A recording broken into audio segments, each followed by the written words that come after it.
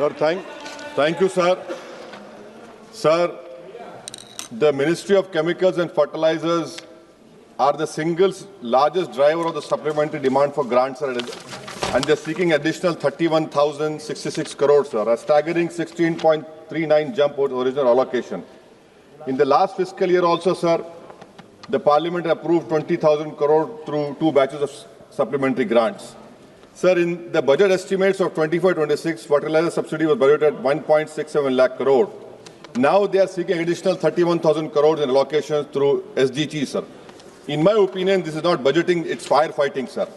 Sir, despite all the rhetoric of Atmanirbhar Bharat, India still imports over 25 to 30% of urea, 50-60% for DAP and 100% of potash, sir.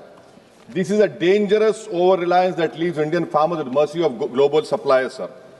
And great example, sir, of the dependency came last year when China imposed restriction on fertilizer exports, severely impacting India's DAP and urea supply. Now, these restrictions by China led to a 75% drop in DAP imports from China in the first half of financial year 25, sir. Nearly 30% of India's urea imports in 2024 came from China, and making our country vulnerable to China's trade policies, sir. Sir, even raw materials like phosphoric acid, ammonia from China, which means that even domestic fertilizer production is affected by Chinese policy decision. My question to the government is, how did the government allow such a critical sector to be held hostage by China? Sir, the urea imports are regulated by government. In financial year 25, it stood at 43.16 lakh tons. Now, in 2023, sir, the Union Minister for Chemical and Fertilizers said it is our attempt to end import dependence on urea by 2025. Where is this promise? Is it also another classic BJP promise which will never be fulfilled? Sir, now I am quoting from the latest media report that public sector banks write off 6.15 lakh crore in 5.5 years, sir.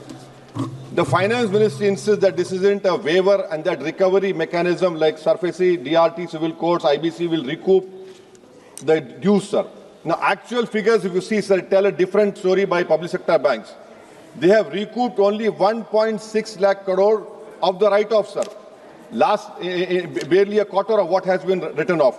If the objective was to improve the health of our banking system, we must ask how effective have this recovery mechanism truly been, sir.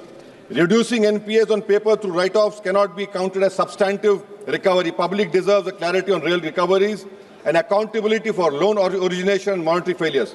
Sir, in financial year 2015 to 24, Indian commercial banks wrote off around about 12.3 lakh crore with 9.9 lakh crore in the past 5 years, sir. Now, what is happening over here? Thirdly, sir, yes. If you see the fake notes rose by 37% in the 500 rupees note rose by 37% in financial year 2025. In financial year 2024, sir, 500 rupees counterfeit notes detected were 85,711. In financial year 2025, it has come to 117,722. 200 rupees counterfeit notes in 24, it was 28,672. In financial year 32,660. What is this government doing? And because of all these counterfeit notes, you have seen Pahalgam happening, you have seen Delhi happening. Is this your nationalism that you cannot control it? 500 rupees notes, 200 counterfeit notes have increased, sir. Yes. Sir, lastly, sir, on minorities, sir.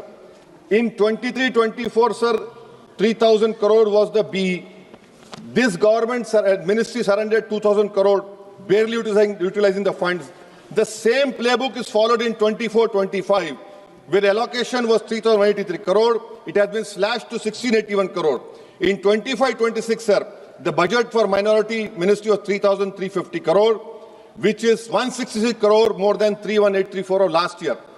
Again, what you have done is you have cut the budget.